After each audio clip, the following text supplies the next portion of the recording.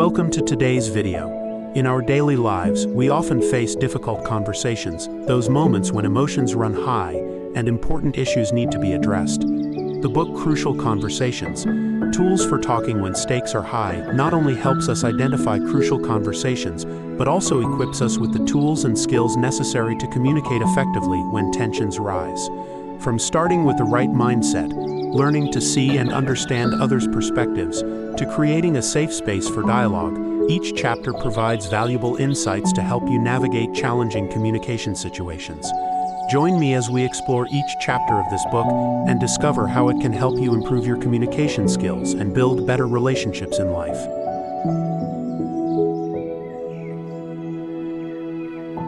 Chapter 1: The Power of Dialogue. In the first chapter of the book, author Kerry Patterson and his colleagues introduce one of the core concepts about the power of dialogue. They emphasize that conversations are of immense importance, having the potential to change lives and impact our relationships with others. The ability to change lives. This chapter begins by establishing that our lives are a series of conversations. The authors argue that when conversations become crucial, people often tend to avoid or conflict. However, it is essential to recognize that conversations can be an opportunity to learn, grow, and resolve complex issues. These dialogues are not merely exchanges of information. They are opportunities to express ourselves, listen, and build mutual understanding. The importance of expressing emotions. One of the highlights of this chapter is the emphasis on the importance of expressing emotions in difficult conversations. The authors write, "When issues become heated, our emotions can disrupt the dialogue. Managing emotions not only helps us articulate what we need, but also enables others to feel comfortable sharing their opinions." The power of dialogue lies in its ability to help people express emotions, identify core issues, and move towards solutions, creating a safe space. The authors also stress that to have effective conversations, we need to create a safe space for both parties. They write, "When people feel safe, they are more likely to share their thoughts and perspectives. Creating a comfortable environment not only helps reduce tension, but also encourages open communication. This can include asking questions, listening sincerely, and showing respect for others' viewpoints." Chapter 1 of Crucial Conversations not only introduces the concepts of the power of dialogue, but also prepares readers with the necessary foundations to engage in important conversations in life. Dialogue is an art, and grasping its power can help us resolve conflicts, improve relationships, and create a better future. We need to learn to communicate effectively, not only to understand others, but also to ensure that our voices are heard.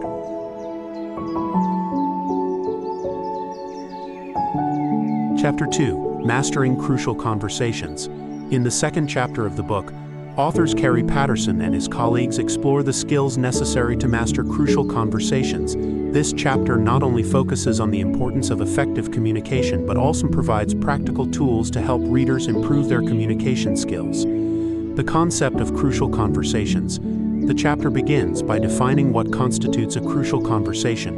The authors write, "A conversation becomes crucial when there is a difference of opinion, and the parties involved care about the outcome. This means that the conversations we often hesitate to engage in, due to fear of conflict or uncertainty about how to express ourselves, actually have a high potential for creating positive change." Effective communication skills. To master these conversations, the authors introduce several essential skills. One of the most important skills is the ability to listen. The authors emphasize that listening is not only a skill, but also an action that demonstrates respect for others. When we actively listen, we not only gather information, but also create a safe space for the other party to feel comfortable sharing their viewpoints. Starting with a positive mindset. Another key point the authors address is starting the conversation with a positive mindset. They advise readers to identify the goal of the conversation before it begins, such as, "We don't just want to discuss, we want to understand and find common solutions." This helps establish a solid foundation for the dialogue and reduces tension from the outset. Addressing differences. The authors also point out that in crucial conversations, addressing differences is inevitable. They write, "Differences are not negative. They can be an opportunity to learn and grow. Approaching differences with an open mindset and a willingness to seek solutions makes the dialogue more constructive." Chapter 2 of Crucial Conversations emphasizes that mastering crucial conversations is not easy, but with the right preparation and skills, we can turn difficult situations into opportunities. The tools and strategies provided by the authors in this chapter lay the groundwork for individuals to confidently engage in important conversations in their daily lives. To master dialogue, you need to practice and be persistent.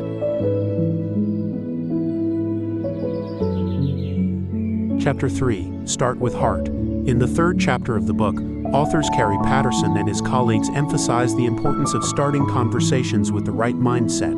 This chapter presents principles and methods to ensure that we approach crucial conversations with a positive and conscious spirit, thus facilitating effective communication. Identify your intent. One of the key points in this chapter is identifying personal intent before engaging in a conversation.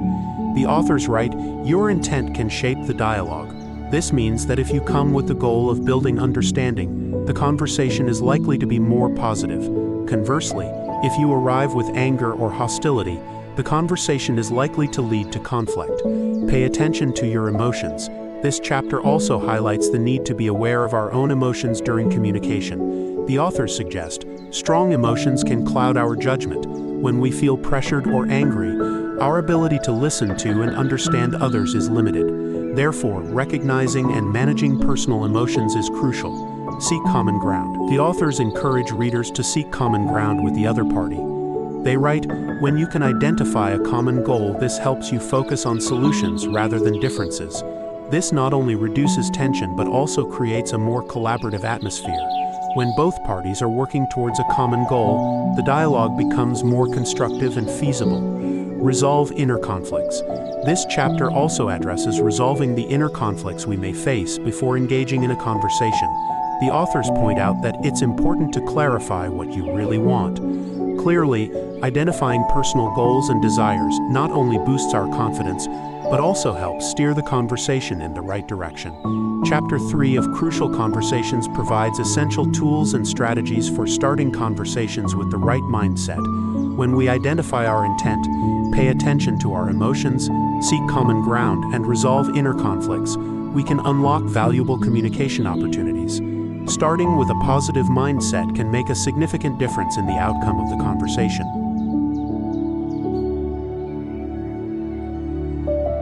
Chapter 4. Learn to Look. In the fourth chapter of the book, authors Kerry Patterson and his colleagues emphasize the importance of observing and recognizing signals in conversation.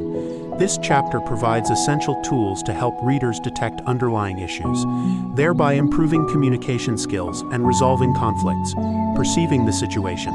This chapter begins by highlighting that in crucial conversations, perceiving the situation is essential. The authors write, "We need to learn to recognize the signs of conflict or tension in order to intervene in a timely manner. Paying attention to signals such as facial expressions, tone of voice, and body language can help us better understand the emotions and moods of the other party." Identifying warning signals. The authors also discuss identifying warning signals in conversation. They suggest, when you notice that the conversation is becoming tense, pay attention to the warning signs. These signals may include changes in tone, inappropriate body language, or angry remarks. By recognizing these signals, we can adjust our approach and minimize tension in the dialogue. Awareness of others' emotions. This chapter also emphasizes the need to be alert to the emotions of others. The authors write, "If we don't pay attention to the emotions of the other party, we may escalate the tension." Understanding the emotions of others not only helps us adjust our communication, but also creates a safer environment for conversation. Practicing active listening. Another important skill the authors mention is active listening. They emphasize that listening is not just about hearing, it's about understanding and feeling. When we listen sincerely, we not only gather information, but also show respect for the other person's perspective. This helps create an open and constructive communication environment.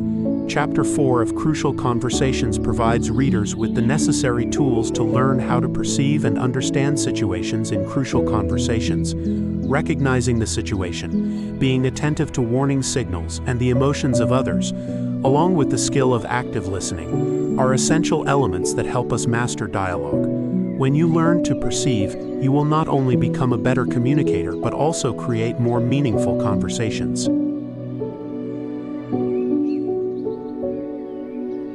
Chapter 5, Make It Safe. In the 5th chapter of the book, authors Kerry Patterson and his colleagues focus on the importance of creating a safe space in crucial conversations.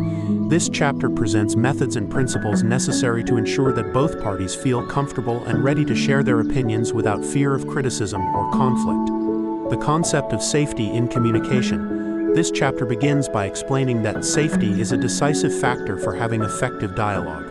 The authors emphasize, when people feel unsafe, they will not share their thoughts and feelings. This leads to decreased communication and hinders problem-solving abilities. Creating safe conditions. To create safety in conversation, the authors propose 2 important factors: clarifying intentions and adjusting behavior. They write, before starting the conversation, make sure you have expressed your intentions so that the other party understands that you want to seek understanding, not to criticize or blame. This helps build trust and encourages the other party to be more open. Using appropriate language. This chapter also highlights the importance of using positive language in communication. The authors advise readers, avoid using words that may hurt or escalate tension. Carefully choosing words not only helps reduce conflict but also creates a more positive atmosphere for dialogue. Listening and empathy. Another important point in this chapter is listening and showing empathy toward the other party. The authors emphasize that when you listen sincerely and express empathy, you create a safe space for the conversation. This not only helps the other party feel respected but also opens the door for deeper exchanges. Chapter 5 of Crucial Conversations provides readers with the principles and skills necessary to create safety in crucial conversations. When we focus on clarifying intentions, adjusting behavior, using positive language, and expressing empathy, we can create a safe and effective communication space. Safety is the key to unlocking honest and constructive dialogues. Chapter 6, Master My Stories. In the 6th chapter of the book, authors Kerry Patterson and his colleagues explore the importance of mastering the stories we tell ourselves and others during conversations. This chapter emphasizes that these stories not only shape how we perceive issues, but also influence how we respond and interact with those around us. Understanding my own story. This chapter begins by emphasizing that everyone has their own stories that they tell to explain their actions and feelings. The authors write, we often do not realize that these stories can lead us to make wrong decisions. When we are unaware of these stories, they can create negative emotions and hinder our ability to communicate effectively. Transforming negative stories. The authors discuss the importance of recognizing and transforming negative stories into more positive ones. They state, don't let negative stories dictate your actions. Instead, challenge assumptions and seek different perspectives. This helps us not only understand our emotions better but also broaden our viewpoints and improve communication with others, making stories objective. An important aspect of mastering our stories is the ability to separate emotions from the actual situation. The authors advise, ask yourself, what is really happening? By posing this question, we can uncover objective truths, helping us reduce judgment and negative emotions. Sharing your story. This chapter also encourages readers to share their own stories in conversations. The authors write, when you open up and share your story, you not only create a connection but also encourage the other party to do the same. This helps build trust and creates a more open communication space. Chapter 6 of Crucial Conversations provides readers with the necessary tools to master their own stories in crucial conversations. By recognizing, transforming, and sharing our stories, we can create a more effective communication environment that promotes understanding and connection between parties. Mastering your story is the first step to mastering the conversation.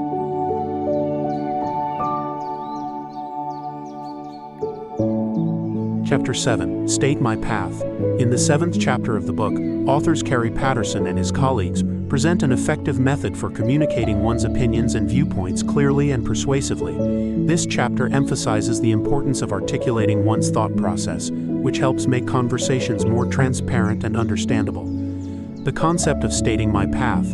The chapter begins by explaining the concept of stating my path. The authors write, when you state your path, you are sharing information, feelings, and the reasons why you think the way you do. This not only helps the other party understand your viewpoint but also creates an opportunity for them to respond openly. 4 steps to state my path. The authors provide 4 basic steps for effectively stating your path. Clarify your purpose. First, clearly identify the purpose of the conversation. Let the other party know what you want to achieve and why it is important. As the authors note, when you clarify your purpose, you create transparency in communication. Share your perspective. After stating your purpose, present your viewpoint clearly. The authors emphasize that clarity is key. You need to explain your ideas simply and understandably. Provide supporting evidence. Next, provide evidence or reasons that support your viewpoint. This helps enhance persuasiveness and allows the other party to better understand why you hold that opinion. Show respect for the other party. Finally, remember to show respect for the other party by encouraging them to share their opinions and feelings. The authors write, an effective conversation is not just about presenting your viewpoint, but also about listening to and understanding the perspectives of others. Chapter 7 of Crucial Conversations equips readers with the necessary tools to state their paths in crucial conversations. By clarifying their purpose, sharing their perspectives, providing supporting evidence, and showing respect for the other party, we can improve our communication skills and foster deeper, more meaningful conversations. Stating your path not only helps you express your viewpoint, but also creates space for understanding and connection. Thank you for watching the summary video of the book Crucial Conversations, Tools for Talking When Stakes Are High. Through the chapters of this book, we have explored together the tools and skills necessary for effective communication in high stakes and stressful situations. From identifying communication goals, creating a safe environment for sharing thoughts, to mastering our stories and stating our paths, all of these aim to build an open and sincere communication environment. These principles not only help improve personal relationships, but also enhance conflict resolution skills in work and daily life.